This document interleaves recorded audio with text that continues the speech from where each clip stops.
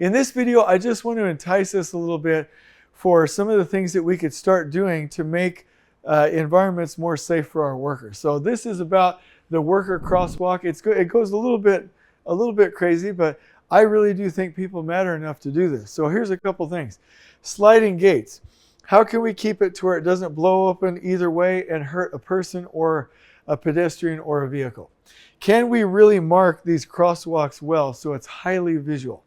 Can we install stop signs or like crosswalk signs so that folks driving, whether it's construction traffic or public traffic, don't hit our folks? This was an interesting one that I've actually never seen, but they do in manufacturing. A blue spotlight that's always in the front of our telehandlers and forklifts so that workers, if they see that light, they're trained, oh my gosh, I need to stay out of this area. Bollards, for instance, exterior lighting to light this up at night.